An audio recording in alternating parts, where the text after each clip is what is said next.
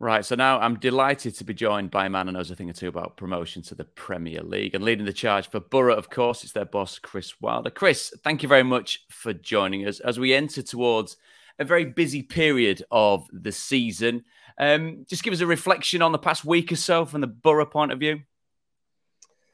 Well, I think one of the things that you have to quickly overcome as a professional footballer, especially at this stage of the season, is disappointment. And certainly there was, a huge amount of disappointment after Saturday. It was a game that, listen, it was a difficult game, Dave, and to be fair to all, the away record is pretty decent over the last sort of 5 or 6 games. So we understood the challenge ahead of us, and unfortunately just didn't get the job done. So, but quickly moving on to a really important, pivotal point of the season. It was quite a strange week, really. We come back off international break, we win comfortably at Peterborough 4-0. Fabulous result, fabulous performance, and even a great performance on Wednesday night against the champions elect, and really disappointing to not come away with anything from that game. And we had and as you know, been in the game for a long time as a player. The sort of the optimism going into the weekend, the training levels were really good. We recovered Thursday. We trained really well Friday, and for the first 20-25 minutes we were good, but we sort of got a little bit frustrated. They made it difficult, which they've got every right to. I know there's a lot of talk at the moment about shapes. I just listen to Diego Simeone going on about it. I'll never criticise anybody. I think that's the beauty of the game. People play in every different way, and they came to do a job on us, and they did a job on us. And full credit to Shola and his team. But me looking at our team, we were. In isolation of the game, we were just, our sort of levels in terms of performances weren't as they have been. So, but moving quickly on as we have to into a huge weekend. So, of course, the mood sort of changes around the place. It shouldn't change that much because we've got so much to play for, as quite a lot of teams have over this weekend, and we have to dust ourselves down and go again.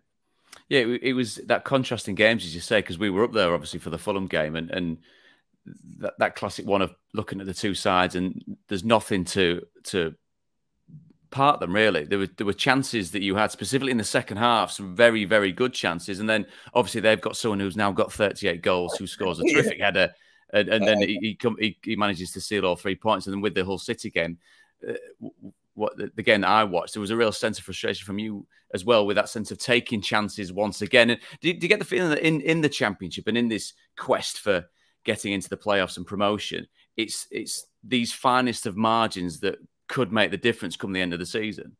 Yeah, big moments, and it's not always big moments at the top of the pitch. I think, I'm subjecting of objective approach, like you see through experience, your eyes, and watching your team, and if they've played well, or that we've not been as can't kid yourself, can you, with that opinion on it?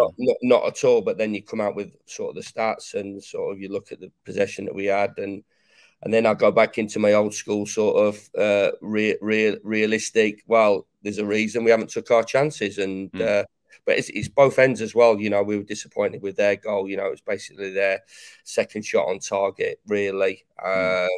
So it's about making sure that the bit in the middle has been pretty good since we've walked through the door, really. We've got some really good technical players. I think how we play in and out of possession. There's a structure to it, but it's ultimately what happens in both boxes that decides games. And then, like you when you're talking about that, what you're talking about is the fine margins, is the detail of the Fulham goal in terms of an organisational point of view, letting Mitrovic. Everything is based. All their set plays is based about getting Mitrovic free and clear, and we suffered. We didn't do our job right on that. Is there? Sorry to butcher, Chris, but I mean specifically in that, and I'm looking at this purely from like an analytical point of view. So as you know, you've worked with us. You know the access that we've got to all the different angles and everything that we talk about. Right, we're going to talk about this. So when you look at that, and don't worry, I'll move on from a Fulham defeat in just a second. But that Mitrovic goal, it's a wonderful ball in. It's a good header. But as you're saying, and I hopefully pride myself on. If my passing wasn't great, my organisation was pretty good. So looking around, right, that man's got a lot of goals this season. Can somebody go and stand near him to make sure he doesn't get hit? So when you're a boss there watching that happen, there must, and this is me not throwing players under the bus at all, but that semblance of looking at it going, yeah, but look who scored the goal. He can't have that opportunity. So you do wind it back really in terms of how did it get to that situation, even sort of, you know, from 30, 45 seconds before we've just punted a ball down the middle of the pitch where we have an opportunity of retaining possession and building from that position, and then a poor free kick given away. So all of these things are talked about. You know, we've all seen the quality that Harry Wilson's got. Don't give away free kicks away in those sort of areas, because he has that ability to put it anywhere where he wants to be.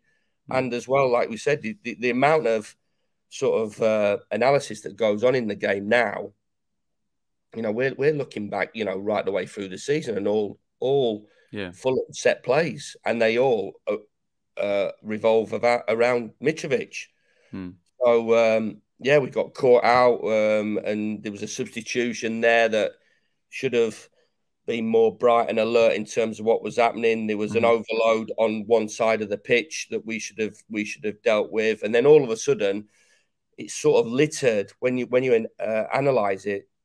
It's sort of littered with about 5 or 6 mistakes, and it's a culmination in the end of those. And it's all come together, and he's still got to head the ball in the back of the net, and still I think maybe the goalkeeper should save it as well. So it's possibly about half a dozen mistakes in the lead up to the goal. And you're playing Fulham, and you're playing. You know, and when you're playing well, those things can't really, you know, it's soul destroying when they sort of hurt you, because, you know, credit to the players, the way they took the game to the opposition's second half. You know, after, you know, it was possibly first 20, 25 minutes, they started better than us, and then we sort of grew into the game, and especially second half, we really took the game to the opposition, and afterward they scored, but ultimately. Fine margins and small detail and big moments. And big moments in both boxes. Before we look ahead to the busy Easter weekend, just coming into Middlesbrough, and obviously that portion of time that you have away from actually being front and centre managing a football club.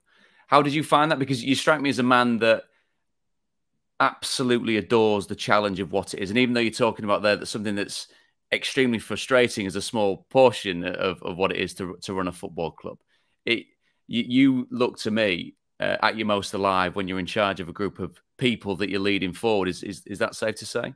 Yeah, I tell you what is frustrating, not working. That's what's frustrating. Yeah, I can see that as well. Yeah, waking up every morning and having to do stuff that you don't really want to do, but you do it. I've got a lovely family, and but there's seen enough of that lovely family, isn't there, as well? yeah. I think from their point with me as well, Dave, as well. Like, so yeah, just being at the coalface. So been there. I've been as I talked about, you know, from as we do whatever aspect in football you work at, whether it's from your point of view and what you're doing fantastically well, but from when you were as a kid right the way through, football is part and parcel of your life, and it's been there ever since I was 16. So to come out of it, and we all come out of it at periods, but I certainly wasn't wanting to come out of it, as you know, and I wanted to get back as soon as possible. So getting stuck into a job and a club like Middlesbrough was really exciting, and this is where I want to be. Has the Championship changed at all in the period of you getting into the Premier League and obviously coming out of Sheffield United and the teams and the general, I don't know, standard, for want of a better word? Has it changed much? Is it always going to be similar to you, do you think? I think it's always going to be an incredibly tough division to get out of. I think there was a study done by Sheffield Hallam University regarding sort of parachute payments and the advantage that relegated clubs get in terms of getting straight back up. And I think if you just look at the stats point of view, it's not straightforward. And there's been some clubs that have found it incredibly difficult. You know, Stoke City's found it incredibly difficult. Middlesbrough's found it incredibly difficult. But it does weigh heavily in terms of the relegated clubs going straight back up. And I think, you know, and this is not me being clever or putting anything on anybody. You know, I think before a ball was kicked, I think if everybody had looked at it, they would have said Fulham, Sheffield United, West Brom and Bournemouth would have been challenging for the top two and playoff places. And then anything can happen underneath that. I think you've got to give enormous amount of credit to the likes of Blackburn and Luton in terms of the seasons that they've had. Coventry in terms of the season that they've had, and you would have expected, and rightly so, that Middlesbrough should be in and amongst it. Sheffield United should be in and amongst it. Forest should be in and amongst it. And there's a couple that maybe have disappointed in that. So it sort of always has that sort of feel to it. Overachievers, teams that should be in around it, and underachievers, really. But the relentlessness of the season is still there. I said just before the international break, there's a lot of tired players, there's a lot of tired teams. Yeah. You know, pressure still obviously mounts towards this part of the season. We're all looking for consistency. And as well, the shock results come thick and fast. And one thing that I did remind, I think through experience, I don't want to ram down what happened at my previous club, but I think there was in that promotion season, I think it was 4 games to go. We played Millwall at home, started off the game really well. Went 1-0 up. John Egan gets sent off in the 90th minute. They miss a penalty in the 90th minute. And you think it's going to be our day. Millwall equalise in the 95th minute. We have a player of the year due at the end at that night, and everybody's doom and gloom. That's it. It's all dusted. And I think sort of 3 or 4 days later, early kickoff, we play Forest, and then which you will remember and recognise is the Leeds United Wigan game, which absolutely really changed everything. Changed everything. You know, we played Forest. Sheffield United played Forest. Early kickoff on Sky, got the job done. Game was on in my office. Leeds get a penalty. Wigan go down to 10 men. Leeds stick that penalty away. Turn that TV off. They're not going to lose that. That's them done and dusted. That's them. They're in the Premier League. Oh dear me, we're going to have to go through. I mean, which should have been a brilliant achievement getting in the playoffs with Sheffield United. Then all of a sudden, I get somebody knocks on the door with about 20, 25 minutes to go and goes, "Have you seen the scoreline at Ellen Road?" Yeah. Wigan are winning 2-1. and all of a sudden, the dynamics of the season changed. Yeah, completely shifted. In half an hour, which can happen.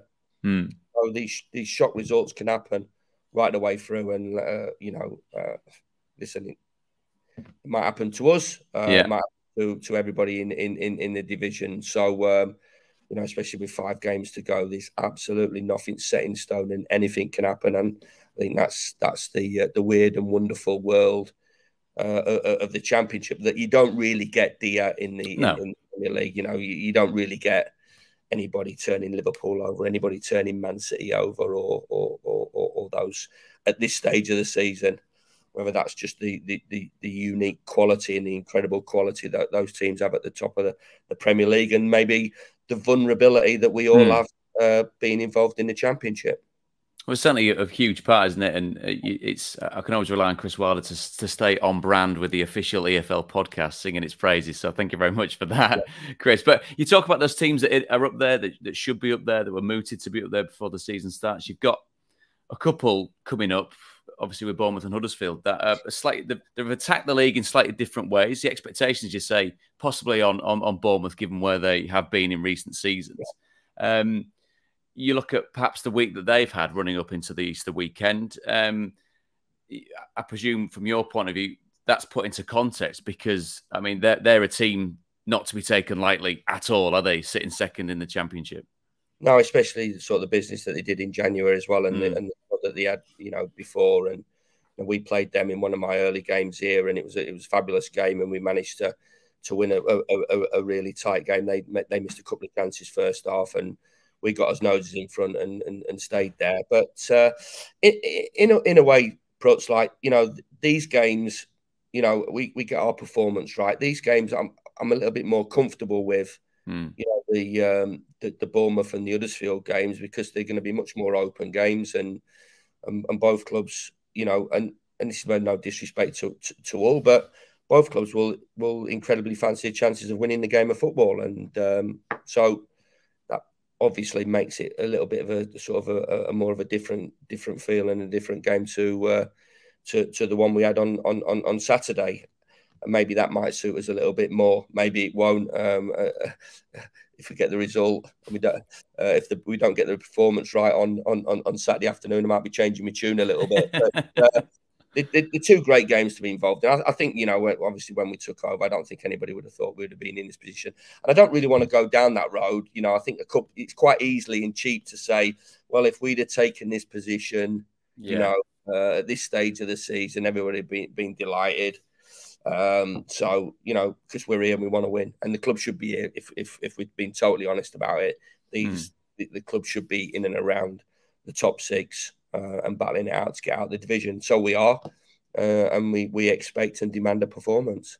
Well, that's a tough thing, isn't it? I presume from a manager's point of view, that perception element. You want to come in, that you've got to come in on a crest of good PR, and it would be very easy to say, right, promotion or bust, but then you're the one that's got to deliver that. You're the one that has to provide that, and you've got to be realistic and positive about what your squad can do. But you've also got to mitigate and let people know, just like you say, just how tough the Championship is. As much as we've seen Fulham look dominant in certain respects, they've still not quite got the job done. You see the result against Coventry at the weekend. There's some that you can't see coming. There's some that you think would be a bit more straightforward. But that's what I've always enjoyed about specifically your teams as well. That battle that comes with that, the challenge that's laid down, because that feels to me like, as I said, it's something that's inherent in you, but then that's what you lay out to your players every single day. I mean, you're not going to get to where I took a team of players to go and play Premier League football without being, in essence, that team to start with and being able to ride the challenge. I think we can beat Barcelona. That's if we're playing Barcelona on Saturday, I think we've got a bit of a chance here, boys. Yeah. But I think that's just the way we're all brought up. I think that's the reason that we were pros, that we are competitive in whatever we do. We're not looking at it and going, let's keep it down. 3-0 up after about 20 minutes, you might say, well, let's see if it could be a tough task now, chaps. Right, yeah, it's going to be quite a difficult last hour, this, boys. Let's not go, what are you doing? Yeah. Something like escape to victory. I think we can win this. Yeah. It'd be great if that's the approach from here on in, the escape to victory approach to getting into the Premier League via Boro. So, no, but I think that's the sort of the mentality that we all have as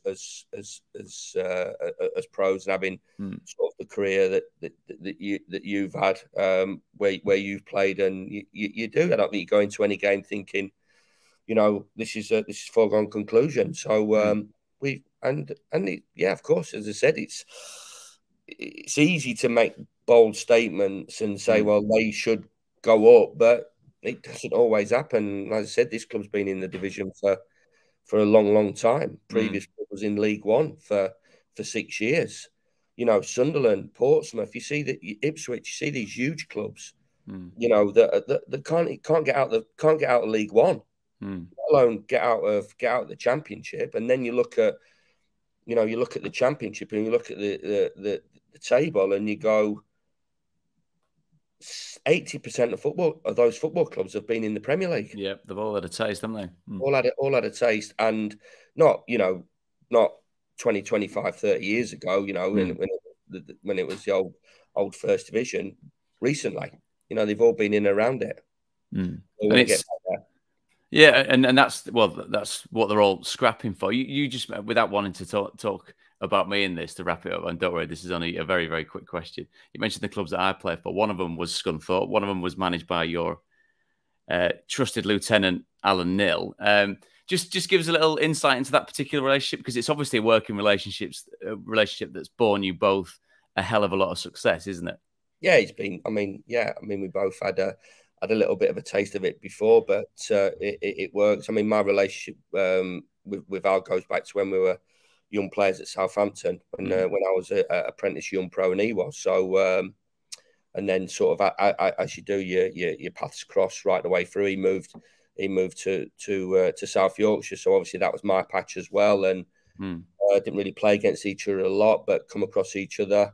And knew his values as well, being brought up in that environment at Southampton as the environment I was brought up in as well. So I mean, he's played a huge part, as I think, you know, all the staff do. You know, I think there's, of course, there's a lot given to the manager, but I think, you know, I think there's been a documentary about Liverpool recently, and I think they talk about, you know, the people that they work with. And I think Klopp talks about the people that he works with, and as you know, a team in a team, really. So, you know, it's work. We're very tight. We have the same ideas how we want to play. We want the same ideas and how we want to look, and from not just from a tactical and technical point of view, from a physical and from a mentality point of view as well, maybe through the upbringing. So. Yeah, it works. We're not ringing each other up, you know, every other hour. You know, we'll have a pint with each other now and again, but you know, he does his things and I do mine. But yeah, as I said, it's really, really important. I think everybody, you know, especially now, understands that, you know, at what level you're working with, that the staff are incredibly important, and I've got to say I've inherited a good group as well. I was one of those managers as well, Dave, that, you know, when I came in, I wanted to see what I've got as well, you know, in the building, because there's some really good people that don't want to come in. I think there's been a couple of managers that have come in and brought about 10 or 15 people in. I think there was a certain one. If you play for him at Forest, like, who came in and Billy Davies sort of brought about 12, 13, 14, 15 people. I think I just missed Billy at that time. So no, but I know exactly what you mean. That carte blanche sometimes approach where they come in and like you say, suddenly the players looking around going, well, there's no one here that looks remotely familiar. He's brought him in. He's brought him in. What does he do? What do you do? And you're absolutely right. Does that come with a bit of experience, as having that wherewithal to say, well, this is what I bring, this is my background, but I'm very interested to hear what you do, what you can bring? Absolutely, definitely. And there's some talented people here that maybe, you know, I needed to get the maximum out of them, and still trying to do that.